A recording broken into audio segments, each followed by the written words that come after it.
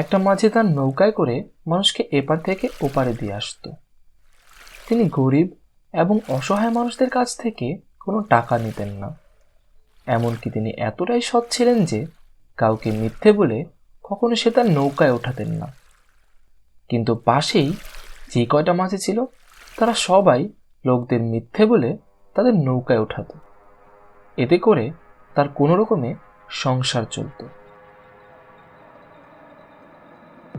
আজ বাড়িওয়ালা এসেছিল, আবার কিছু পাওনাদারও এসেছিল। তারা কি বলে গেল জানো? শোনো নূপুর, তোমাদের কিন্তু এই মাস নিয়ে 6 মাস হবে। কোনো মাসের টাকাই তো তোমাদের থেকে আমি পাচ্ছি না। তোমার স্বামীকে বলে দিও কাল সন্ধ্যা পর্যন্তই ওর কাছে সময় আছে। যদি ভালোই আমার পুরো 6 মাসের টাকা পরিশোধ না করা হয় তাহলে আমি তোমাদের ধাক্কা দিয়ে এই বাড়ি ছাড়া করব, আর তোমাদের নৌকা আমি আত্মসাৎ করব।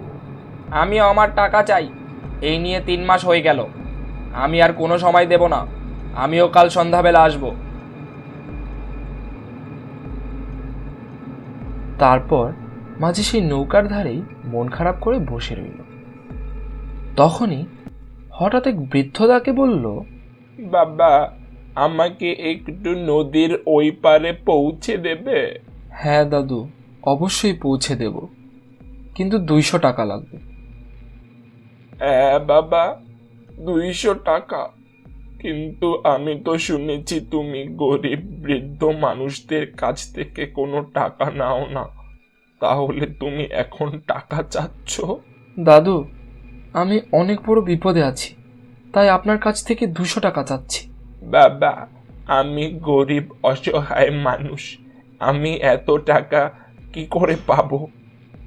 তুমি দয়া করে আমাকে একটু ওই পারে দিয়ে আসো না বাবা। বুড়োর কথা শুনে মাঝির অনেক দয়া হলো, তাই সে কোনো কথা না বাড়িয়ে তাকে বিনা পয়সায় ওই পারে যাওয়ার জন্য নৌকায় তুলল। মাঝপথে হঠাৎ বৃদ্ধা বলল, বাবা, আমি গন্তব্যে পৌঁছে গেছি, তুমি আমাকে এখানেই নামিয়ে দাও। দাদু, আপনি কি পাগল হয়ে গেছেন? আপনি তো এখন ওই পারে পৌঁছাননি, তাহলে আপনি হঠাৎ নামার কথা কেন বলছেন? আরে বাবা, আমি যা দেখছি তুই তা দেখছিস না। তুই কোনো কিছু ভাবিস না, আমাকে তুই এখানেই নামিয়ে দে। আরে দাদু, এসব কি বলছেন? এখানেই নামিয়ে দেব। মাঝি রাজি না হওয়াতে বৃদ্ধ লোকটি একটু পরেই পানিতে ঝাঁপ দিল। এটা দেখে মাঝি ভয়ে কাঁপতে লাগলো। এই বুড়ো তো পানিতেই ঝাঁপ দিল, এখন কি হবে? পারে সবাই তো দেখেছিল যে এই বুড়োটা আমার নৌকে উঠেছিল। এখন বুড়ো মরলে তো আমার ঘাড়েই সব দোষ আসবে। এখন কি করি? তাই সে আর দেরি না করে সাথে সাথে পানিতে ঝাঁপ দিল। মাঝি ঝাঁপ দেওয়ার সাথে সাথে দেখতে পেল সে একটি ছোট্ট পুকুরের মধ্যে আছে, আর পুকুরটা একটা সোনার পুকুর। সে কিছুই বুঝতে পারল না। পুকুর থেকে উঠে দেখতে পেল একটা কাক পানির জন্য কাতর হয়ে গেছে। সে মাটিতে গড়িয়ে পড়েছে এবং পানি পানি করছে। মাঝি সাথে সাথে পানি নিয়ে এসে কাককে খাওয়ালো। কাকটি তাতে প্রাণে বেঁচে গেল। তখন কাকটি সন্তুষ্ট হয়ে বলল, মাঝি ভাই, তোমাকে অনেক ধন্যবাদ। তুমি সামনে সেই সোনার পথ দিয়ে এগোতে থাকো, তুমি রাজমহল পর্যন্ত পৌঁছে যাবে। কাক ভাই, আমি এটা কোথায় এসে পড়লাম? আমি তো কিছুই বুঝতে পারছি না। মাঝি ভাই, আপনি অনেক ভালো একটা মানুষ, আপনার কোনো চিন্তা করতে হবে না। আপনি সেই সোনার রাস্তা দিয়ে এগোতে থাকুন, আপনার জন্য ভালো কিছুই আছে। তারপর মাঝিটি একটু দূরে যেতে না যেতেই একটি ফল গাছ দেখতে পেল। সেখানে একটা ফল তাকে বলল, মাঝি ভাই, তোমার খিদে পেলে তুমি আমাকে খেতে পারো। না না, আমি তোমাকে খেতে পারবো না, কারণ আমার দুনিয়ায় কোনো ফলই কথা বলতে পারে না। কিন্তু তুমি তো কথা বলছো, আমি তোমাকে খেতে পারবো না। যদি আমার দুনিয়ায়ও ফল কথা বলতো তাহলে আমি তাদেরকেও খেতাম না।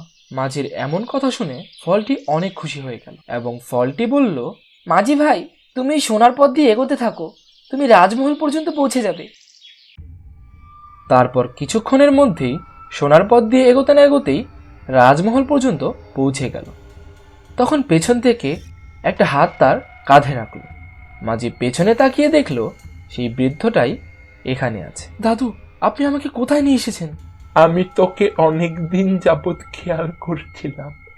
তুই অনেক মন খারাপ করে নদীর পাশে বসে থাকবি, তাই আমার কাছে মনে হচ্ছিল তুই অনেক বিপদে আছিস।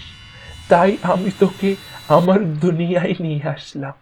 আর তুই অনেক সৎ একটা লোক, তাই আমি তোকে সাহায্যের জন্য এখানে নিয়ে আসলাম। তুই একটু চল আমার সাথে। তারপর রাজমহলের ভেতরে গিয়ে দেখতে পেল সেখানে অনেক স্বর্ণমুদ্রা কানায় কানায় ভরে আছে।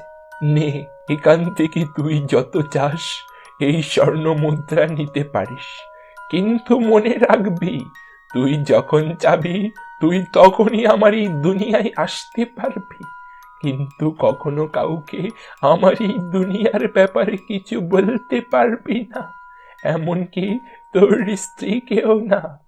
যদি কখনো তুই কাউকে আমার এই দুনিয়ার কথা বলিস, তাহলে তোর জন্য এই দুনিয়ার রাস্তা বন্ধ হয়ে যাবে। এটাই এই দুনিয়ার নিয়ম। তারপর একটা ব্যাগ ভরে মাঝি অনেক স্বর্ণমুদ্রা নিয়ে নিল। তারপর সে আবার ওই স্বর্ণের পানিতে ডুব দিল এবং ডুব দেওয়ার সাথে সাথে মাঝি তাকে নৌকায় ফিরে পেল। তারপর মাঝি তার বাড়িওয়ালার সমস্ত টাকা পরিশোধ করে দিল এবং সাথে সাথে পাওনাদারেরও সব টাকা পরিশোধ করে দিল। একদিন তার স্ত্রী তাকে এসে বলল, তুমি আমাকে আজ পর্যন্ত বললে না তুমি ওই স্বর্ণমুদ্রাগুলো কোথায় থেকে পেয়েছিলে, আর তুমি মাঝে মাঝেই কিছুদিনের জন্য হঠাৎ কোথায় চলে যাও, তারপর আবার ফিরে এসো কতগুলো স্বর্ণমুদ্রা নিয়ে। আমি তো কিছুই বুঝতে পারছি না। দেখো নূপুর, তোমাকে আমি আগেও বলেছি আমি এই সম্পর্কে কিছুই বলতে পারবো না। আচ্ছা ঠিক আছে, আমি জানি তুমি কখনো কোনো খারাপ কাজ করে তো কোনো টাকা উপার্জন করবে না। পন্থাটা হয়তো ভালোই হবে, আর তুমি যদি একান্তই না বলতে চাও তাহলে হয়তো আমার না জানাটাই ভালো হবে। Thanks for watching and don't forget to subscribe.